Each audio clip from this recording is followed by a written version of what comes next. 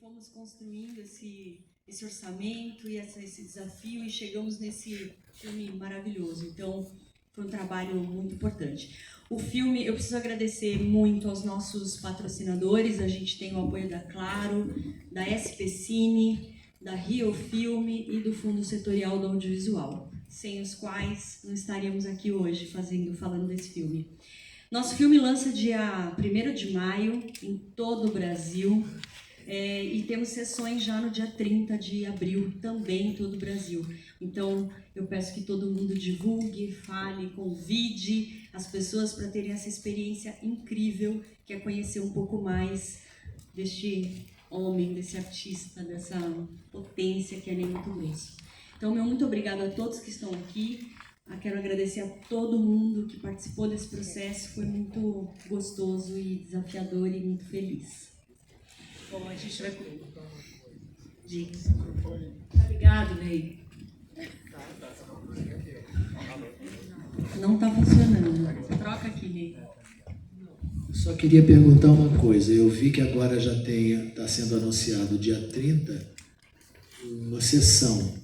Isso. Mas isso é o quê? Para qualquer pessoa chegar no cinema, comprar um ingresso, é isso? Isso. A Cine Semana, né, no cinema começa às quintas-feiras, né? Que é o feriado dia 1º de maio, que é a nossa abertura oficial do filme. Mas como 30 é véspera de feriado, nós conseguimos já abrir muitas salas em todo o Brasil. Então, as pessoas que quiserem assistir já não o filme são já podem assistir salas. Muitas salas. Tá então, certo. todo o Brasil, nas principais capitais. Dia 30 de abril já podemos ver o filme. Então vamos começar. Alô, tá. Vamos começar aqui então a nossa conversa. Eu queria dizer para a mesa aqui que a pergunta eu vou fazer é endereçada para uma pessoa em particular, mas queria que todo mundo participasse, que virasse aqui também uma conversa nossa para todo mundo que está aqui, enfim, assistindo. E mais uma vez explicando que nos 20 minutos, 30 minutos finais, a gente vai abrir para as perguntas de vocês, de todo mundo que está aqui. Então, eu queria começar com o Esmir, como eu falei, o maestro, né, roteirista, diretor desse filme. O Esmir, você tem uma trajetória no cinema, principalmente, né, no cinema independente. Você traz temas sempre relacionados a desejo, expressão artística, respeito à diversidade e sempre esses filmes muito calcados na música. Tem os famosos e os Duendes da Morte, que vem lá da música do Bob Dylan. Tem o Verlucci, que tem uma metalinguagem ali com a cantora Marina. Eu queria saber como foi para você começar esse projeto com essa dimensão, que tem esse arco temporal abrangente, né, que vai ali desde o Ney criança, adolescente, até ele se tornar um grande artista brasileiro. E até os dias de hoje termina com o show Bloco na Rua, que o Ney continua excursionando pelo Brasil e pelo mundo, né? Como é que foi entrar nesse cinema também mais comercial, né? Ser maestro dessa história toda. Bom, muito obrigado a todos pela presença. Acho que tudo partiu do convite da Paris Filmes, eu agradeço a confiança. Só que foi um presente, não foi só um convite, porque quando me ligaram, né, com a possibilidade de eu escrever e dirigir a cinebiografia do Ney Matogrosso, que é esse artista que eu admiro e sempre admirei, que desde pequeno me assombrou assim, para um lugar de conversa íntima mesmo. Eu olhava pequeno para ele e tinha coisas que ele me dizia. É interessante isso, como já veio da intimidade. E por eu saber em um lugar que a vida dele conversava com coisas que eu gostava de conversar no cinema. Eu acho que partiu essa vontade, né, o convite mais isso. Mas eu tinha a sua vida, né, na minha frente ali, tendo que fazer um recorte, né? Porque não existia uma vida inteira que possa caber dentro de um filme. E eu lembro que foi em 2021, ainda estávamos em pandemia, eu estava isolado na minha casa e eu comecei primeiro, antes de falar com o Ney, eu ouvi todas as músicas dele na discografia inteira em ordem cronológica, porque para mim me interessava muito o que ele estava cantando na época que ele estava vivendo, porque eu aprendi também com o Ney que ele é um artista de palco, de performance, de expressão. Então isso era muito importante para pensar, mas teve um livro que me chamou muita atenção, que foi o Vira-Lata de Raça, das Suas Memórias. E ele começa com uma frase bem impactante, que é: eu sempre reagi ao autoritarismo, ponto. E aquilo me tragou, assim, né, para a história do Ney. E no capítulo ele disserta muito sobre a relação complexa que ele teve com o pai dele, onde você dizia que foi a grande autoridade, a maior autoridade que você já enfrentou na vida, né? E que muitas escolhas foram calcadas em confrontá-lo, em tentar desafiá-lo. E para mim isso era uma força motriz para um personagem, para um artista que já estava ali querendo brotar. E a partir dali eu acho que eu consegui pensar num recorte e falar, acho que começa com o pai, mas ele vai atravessar por todas essas figuras de autoridade, imagens de controle que tentaram de alguma forma reprimi-lo ou encaixá-lo em alguma caixinha. Ele foi lá e enfrentou e disse: não, eu sou assim, eu danço assim, eu amo assim, eu desejo assim. E assim, por isso ele emanou tanta liberdade para todo mundo. Então eu acho que foi aí que eu escolhi esse recorte. E eu esperei um pouco para falar com o Ney, porque eu queria estar mais à vontade com a própria história dele, ouvindo música, vendo entrevistas e tal, para depois mandar uma mensagenzinha, que eu lembro que eu te mandei uma mensagem: olha, Ney, eu fui convidado, recebi esse convite, que foi um presente, e estou muito feliz, e quero muito em breve falar com você. E aí a gente se encontrou para conversar.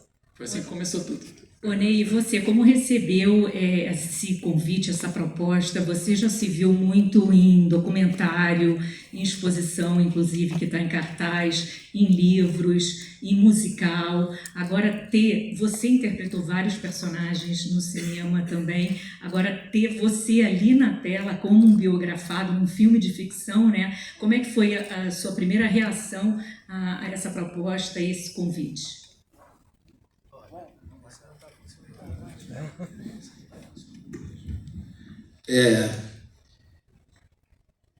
A primeira conversa que eu tive com ele foi: Esmir, as pessoas falam muita loucura, escrevem muita loucura a meu respeito, que são mentira.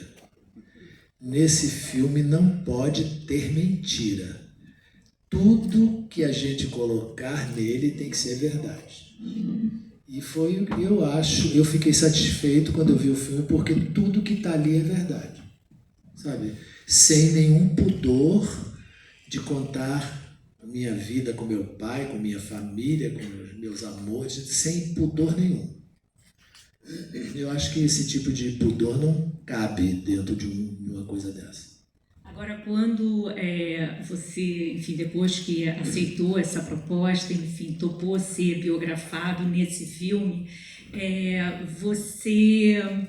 como é que foi a troca, né? A troca com o Esmir, a troca com o Jesuíta, porque você sempre disse que não queria interferir, mas se disponibilizou ali para ser acessado pelo Esmir, pelo Jesuíta, acompanhou alguns tratamentos de roteiro, visitou o set de filmagem. Sim, então tá. Então o Esmir combinou comigo o seguinte, que ele iria escrevendo os roteiros e ele mandava para mim, não para eu proibir ou vetar nada, para eu conferir, né? E eu vi 12, né? Você fez outros, não é isso? Foram 17, mas pois alguns. Mas eu lembro quando você veio a primeira vez, que você me ligou, que foi muito bonito. Não sei se você lembra essa ligação. Estava escrito Ney Mato Grosso, assim, eu falei, ele leu. Aí eu atendi, alô? Ele, você, Esmir, li numa sentada só. Porque foi estimulante ler aquilo, né? Foi legal. E o coleguinha aqui eu já conhecia, né? O Jesuíta eu já conhecia. A gente, mais já próximo dessa coisa do filme e tal, tivemos juntos algumas vezes na minha casa. E eu olhava e eu via que ele estava me observando, tá? Ele já estava trabalhando. Lembra o show da virada lá em Fortaleza? Isso foi 2023 para 2024, ele escondidinho no camarim. Só prestando atenção, né? Mas é isso mesmo, né? Ele tinha que saber aonde ele estava mexendo, né? Aonde que ele tinha que chegar, não é isso? Não, até hoje eu estou tentando, né? Mas não tem que reproduzir, né? Você tem que achar o seu, né? Eu queria saber, Jesuíta, exatamente dessa troca com o Ney, mas sobretudo um pouco mais, porque a minha impressão na sua performance é que a gente olha e vê o seu gestual do corpo, o seu olhar, a forma que você fala o texto com uma firmeza, ao mesmo tempo, o tempo inteiro eu consegui identificar o artista jesuíta ali. A gente fica impressionado como você se parece com o Ney, mas como a gente identifica você também. Você já me disse que, na verdade, o Ney sempre foi uma referência de liberdade para você. Eu queria que você me falasse um pouco dessa composição nesse sentido também e da troca que você teve com o Ney.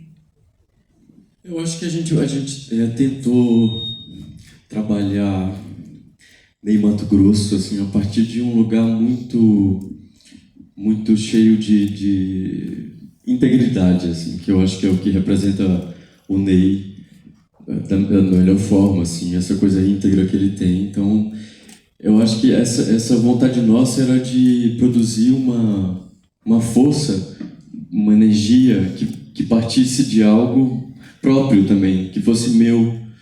Então, existia todo o desenho, a figura, o enigma, o mistério do Ney, que precisava ser reproduzido, mas a gente não ia conseguir fazer isso se não tivesse algo possível que eu pudesse colocar ali. Então, é uma representação, né? É uma representação de uma força que existe, mas que está numa ficção, né? A gente está fazendo cinema. Então, eu acho que ali temos uma figura, um bicho, um animal possível, assim, mas com a razão da história que o Ney, que o Esmi escreveu. Eu acho que isso foi mais importante, assim, a gente ter uma dramaturgia que podia contar uma história interessante e que eu acho que faz jus. Mas tinha um lugar pessoal também que você colocou ali, além da dramaturgia, dessa referência que o Ney é também para você pessoalmente como artista? Tinha todas as histórias que o Ney contou, assim, a gente se encontrou, ele contou histórias, era bom ouvir o silêncio do Ney também. Eu acho que toda a movimentação dele, o gestual, ter entrado na casa dele, encontrado material, assim, objetos e tal. Mas ali está todas as minhas dores também, minhas emoções, o que eu estava passando no momento. O filme está todo ali, essa mistura, essa simbiose assim, entre... E você ralou, né, meu filho? Foi puxado. Como é que foi essa relação? Foi ótimo. Foi muito gostoso de fazer. No início... Foi muito puxado.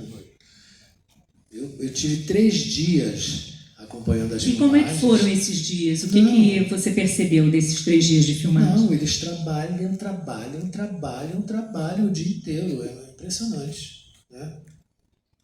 Impressionante.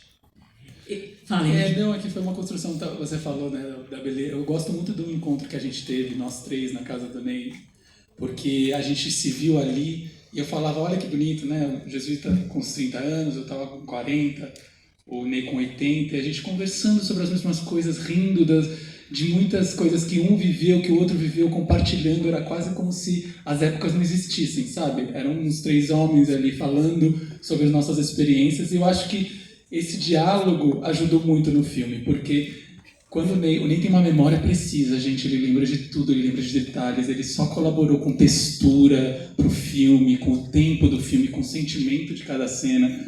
Mas é claro que não eram todas as palavras que lembrava para fazer o diálogo. E eu lembro que eu perguntei para você me concede essa permissão para poder preencher algumas lacunas estando no seu universo? E aí, eu vou contar um segredo, mas eu também parti do meu também, sabe? Para preencher algumas lacunas de experiências que também eu vivi, que eu poderia estar ali, mas também estando muito no universo do Ney. E aí, o que eu quero dizer é que a gente está lá, né? A gente escreve algumas palavras que partem de vivências, mas que dialogam com a experiência. E aí chega o jesuíta no set e termina uma cena com uma frase que foi ele que trouxe, e que não estava nem no roteiro, e que nem sei se Ney disse, poderia ter dito, mas que era muito Ney. E acabava a cena, isso aqui é muito Ney, vou dar um exemplo, é a cena quando ele se despede do soldado Cato a segunda vez, ele fala, foi bom te ver. Aí o jesuíta chega e fala: foi bom que você me viu. E isso foi ele, não estava nem no roteiro. E aquela hora a gente falou: gente, tem um Ney ali. O jesuíta sempre, acho que tem O Ney falaria isso. Falaria isso. Então, assim, desde o início teve esse... Eu acho que você diria isso, Ney. Mas eu não sei se eu falei isso, porque eu também... Essa que é a beleza. Eu não sei se eu diria. Não, mas também não me incomodou, não. Quando eu percebi que tinha isso no filme. Quer dizer, porque eu tinha estado lá trabalhando, né? E eu já era artista, né? A última vez que eu vi ele. Então, poderia sim, porque ele foi ver o show. Gente, olha eles conversando. Eles exalam a mesma energia. É maravilhoso. Sempre foi assim, tem um perfume que os dois exalam, assim. Eu acho que isso é maravilhoso. O jesuíta, além da convivência com o Ney, das conversas, enfim, de toda essa observação que partiu de você com relação a ele, né? Eu queria que você me falasse um pouco mais especificamente com relação à preparação corporal, à preparação de voz. A gente sabe que, na verdade, todos os fonogramas são fonogramas do Ney. Ele, inclusive, dublou algumas situações. Depois eu queria que você me contasse um pouco dessas situações que foram dubladas, né? Como foi essa parte prática mesmo, de você ensaiar, de toda a preparação corporal e vocal? Isso foi muito gostoso de fazer. A gente ficou quase 3 meses ensaiando. Então tinha um preparo de voz falada, de voz cantada e de ensaios mesmo de cena e de corpo, né? De dança. Então para mim foi uma alegria, assim, eu poder entrar nesse universo do Ney, pensar músicas, pensar os shows, tentar ganhar uma estrutura diferente da minha, porque eu tenho uma movimentação mais destacada, assim, e o Ney tem algo arredondado, assim, e muito além disso, assim, uma presença, uma magnitude, eu diria, assim, que a gente foi ensaiando e tentando alcançar isso, sabe? Então foram quase 3 meses de muito trabalho, mas um trabalho muito gostoso de fazer, né? Tinham muitos profissionais envolvidos, a Lúcia Gaioto, o Cris Duarte, quem mais? Roberto Áudio, Roberto Iantó. O Iantó também trabalhando canto e esse lugar de desafio, assim, porque eu ficava muito nervoso quando eu ia ensaiar qualquer música, porque o Ney tem uma voz muito preciosa, muito inalcançável quase, assim. Mas a gente trabalhou, a gente tentou fazer... Emagreceu bastante, né? Emagreci 12 quilos, mas conseguimos chegar num lugar interessante, eu acho. Eu acho que Foi o símbolo, né, de ir chegando no shape, mesmo no shape do Ney físico, mas também todo o contorno do Ney que foi surgindo. A cada semana a gente via uma evolução do jesuíta, a gente conversava com todos os profissionais. Então foi interessante como ele foi entrando aos poucos, né, foi contornando. Olha, o filme é dublado, mas ele canta, porque quando a gente vê ele cantando aqui, a musculatura dele está funcionando, ele não está na boca. Não é aquela coisa de dublagem, sabe? Ele está cantando. E algumas cenas que ele já tinha gravado, ele cantando, que eram cenas assim de Brasília, cantando coral, né? Cantando no coral. E aí o Esmir pediu para eu dublar ele. Como foi? Não é isso? É maravilhoso, porque você estava dublando o ator que fazia você. Então eu fui cantar, né, vendo a boca dele mexendo, e eu fui cantar a música que ele tinha cantado, né? Então eu cantei para esse filme quantas músicas? 5? Foi porque a gente foi com o Requiem para uma Traga, já existia uma versão sua que ele cantou, e o Mundo ao Moinho que a gente fez. Mas você foi dublar a cena do coral. E também quando está tocando o violão com a Luli. E tem uma mistura de voz do jesuíta com... Não é artificial, tá, gente? Então, não é inteligente, não é. A gente fez realmente... O jesuíta ele chega no tom, tá? Eu queria contar para vocês. E tem uma cena, inclusive, do Rosa de Hiroshima, que é a voz dele. A Rosa de Hiroshima é a voz do jesuíta. Então a gente buscou essa mistura que eu achei que ficou interessante. Bom, agora já que a gente está falando de música, eu queria convocar também Verônica para falar um pouco desse esforço de produção que foi esse filme, nesse sentido de recriar várias apresentações do Ney, desde o primeiro show solo dele, né, O Homem de Neandertal, o primeiro show dos Secos e Molhados, tem Bandido, tem um show no Circo Tiani. Queria que você me falasse um pouco como foi produzir nesse sentido musical, porque o que eu acho que o filme tem de muito bacana também é que, além da trajetória pessoal do Ney, tem a trajetória artística e tem muita música, a gente canta no filme também, né? Foi um desafio enorme. Acho que começamos esse desafio, eu e o Esmir, tentando licenciar todas as músicas, que é um desafio já muito grande, porque não é fácil convencer os autores. Enfim, a gente foi muito feliz, né, Esmir? A gente foi convencendo aos poucos e fomos licenciando. Então esse foi o primeiro desafio de tempo, energia, dedicação e dinheiro, né? Um desafio orçamentário também, que esse nosso filme tem 17 músicas, né, Esmir? 17 músicas licenciadas. Acho que é uma das, se não for a mais, a biografia que tem mais músicas. A partir daí, eu acho que a gente começa esse desafio com a escolha da equipe, né? Acho que quando vem Thales, quando vem Martim, quando vem Gabi Marra, figurinista, o Thales Junqueira, nosso diretor de arte, e o Martim, que vem fazer a caracterização, ali a gente, que já tinha Ney, já tinha Jesuíta, já tinha toda a preparação, a gente começa a dar forma para essa superprodução, porque eu modestamente acho o nosso filme uma superprodução. Eu acho que a gente conseguiu entregar assim uma experiência cinematográfica. É um filme para ser visto na tela grande. É um filme que vale você sair de casa e sentar numa sala de cinema e experimentar esse universo.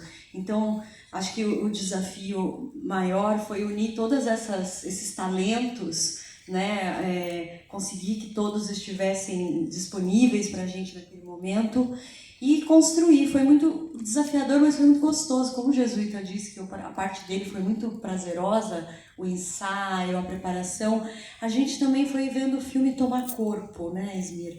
A gente foi vendo o filme, cada vez que vinha um croquis, que vinha a gente entrava na sala da produção, o filme todo na parede, os figurinos, as provas de figurino.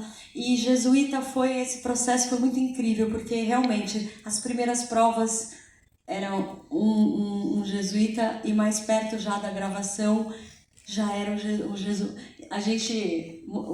Jesunei, né? Para nós é o Jesunei, porque é isso, é muito do Jesuíta e muito do Ney. Entra Jesunei. Entra Jesunei, agora chama o Jesunei. E aí ficou assim, a gente carinhosamente, sem pedir permissão, chamava Jesuíta de Jesunei. Então acho que esse foi o grande desafio, né? De tempo, de orçamento. Esse filme é um orçamento muito grande, ele teve um orçamento expressivo para um filme de produção independente, né? O cinema hoje no Brasil está meio que dividido entre cinema independente e os streamings, que tem muito dinheiro e a gente que faz cinema independente tem menos recursos, mas a gente conseguiu levantar um orçamento maravilhoso e está na tela. Todo o dinheiro investido no filme está na tela, então valeu muito a pena.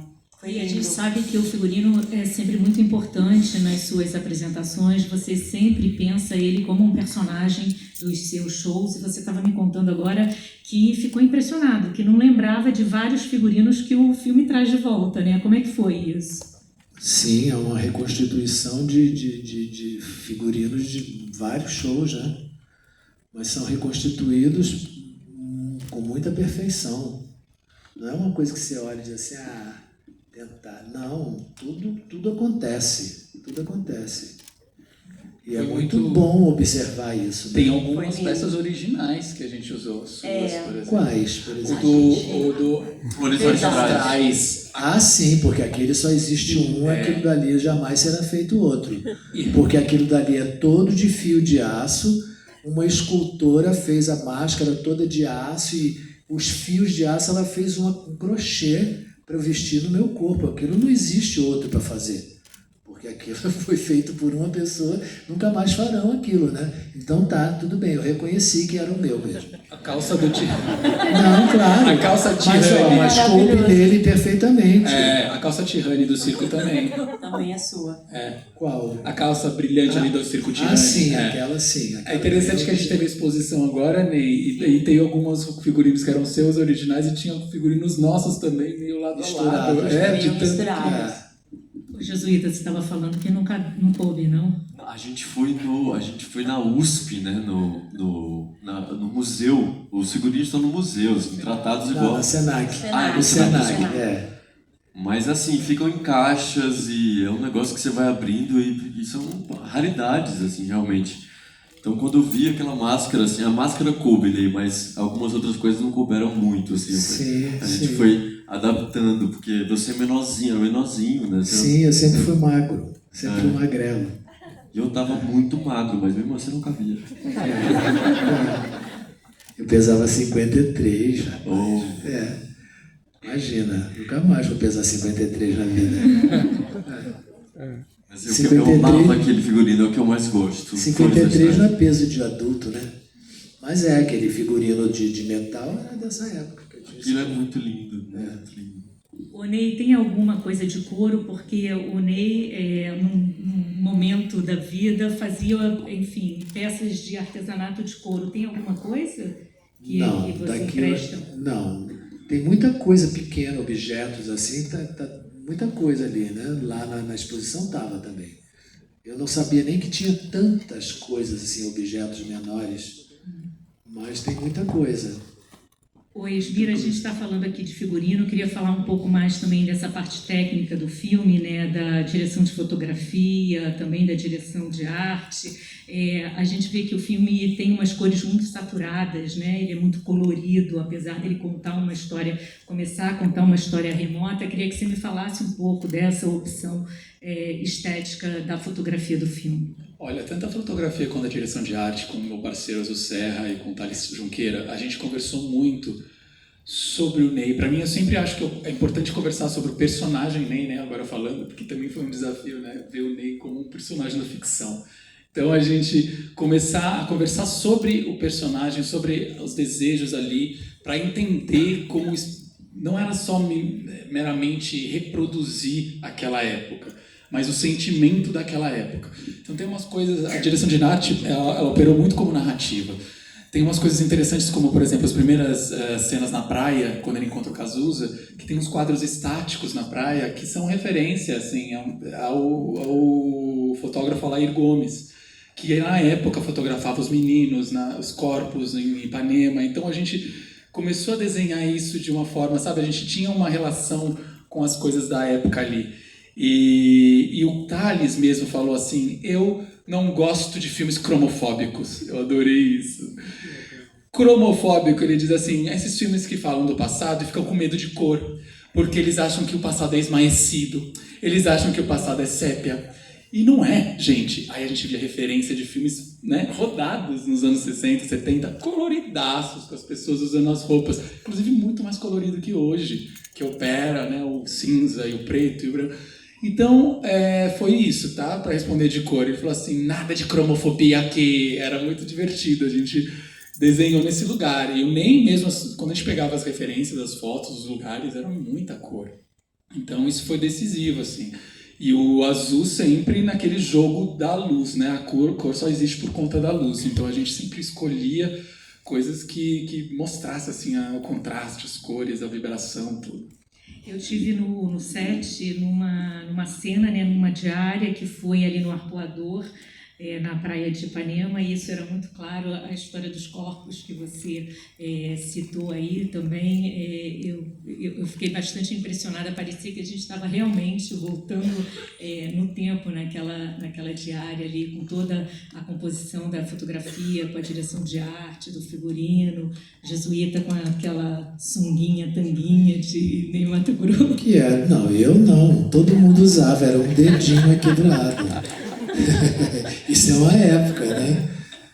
Agora, Esmir, você estava me contando também que, na verdade, você queria que as pessoas saíssem do cinema depois de assistir ao filme com uma sensação de terem assistido a um filme do Ney, mas só que um pouco mais, levar um pouquinho do Ney, um pouquinho do perfume do Ney para casa. Eu queria que você me fizesse essa relação mesmo do show com o cinema. Não só o perfume, eu queria que eles fossem para casa com o Ney, todo mundo. Vamos entrar na casa do Ney, vamos deitar com o Ney, vamos sentir o Ney na...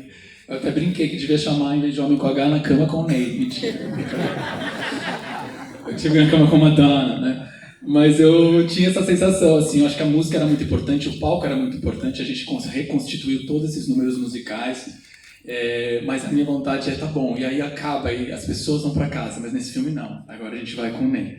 Então, eu acho que foi por isso que teve essa opção de retratar a intimidade, mas também tem um respeito muito grande assim pela forma como o Ney lidou com os afetos dele, com todas as pessoas que se aproximaram dele, e de afetos, amores, todas essas intensidades, desde o pai, secos e molhados também, e todos os amores que passaram. Então eu acho que não tinha como não retratar isso, sabe? Então a vontade das pessoas de saírem de um show, mas ao mesmo tempo tendo a noção do que é voltar para casa com o Ney, era um desejo meu, assim, com o filme.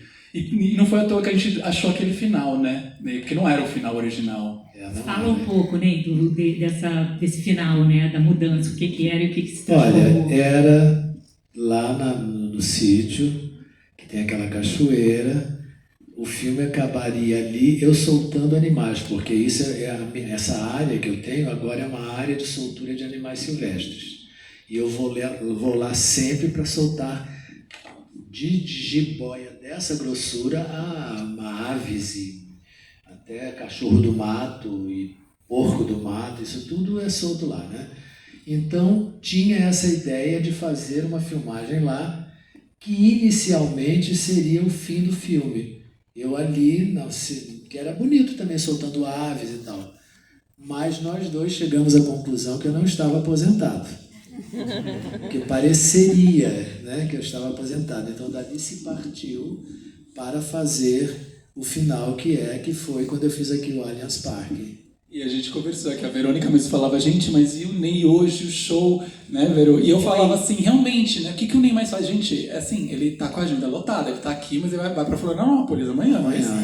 Então, assim, representar o Ney hoje não tem como não falar do palco, até porque a gente fez o Jesuíta em todas as etapas, em todos os palcos que nem passou. Então, tinha que terminar, né? Tinha que terminar, porque foi um incômodo a mim. Me incomodei. Falei, não, mas não é o Ney, ele não está aposentado. Eu acho que Ney tá...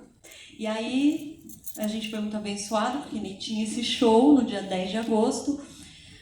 Foi uma epopeia, mas deu tudo certo. Porque foi uma diária extra, entendeu? Foi escolhido, falou assim, não, a gente vai ter que transpor esse final. E quando a gente gravou o bloco na rua ali, foi emocionante. E o Azul estava viajando, palco. Chegou às 5h30 da tarde, chegou no aeroporto e chegou na hora, tinha outro fotógrafo, né, que estava fazendo, e ele assume a câmera e Ney generosamente baila pro Azul Serra, e são essas imagens incríveis que a gente... Eu conheço o Azul há muito tempo, né? E foi bonito porque, na verdade, a gente tinha instruções para não entrar no palco, né? Não podia. Não podia.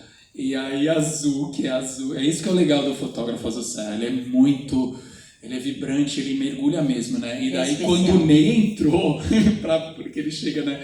Ele saiu assim atrás do Ney, assim, a câmera foi junto. E que tem uma cena linda, que é ali, né? Que a gente vê o Ney de costas, assim, e todo aquele Allianz, aquele estádio lotado com aquelas luzes. E a gente falou, o Azul tá lá. Ele tá no palco. E aí foi. E aí tem uma hora que ele vira, o Ney se vira pra... Logo no bloco na rua logo no comecinho eu me viro, né? De costas pra plateia. Só que quando ele vira de costas pra plateia, ele virou pro cinema. É. Aí a gente falou, gente, é o fim do filme aqui. Agora tem um momento que ele dá uma... né? Tô aqui com o público, agora eu volto pra vocês.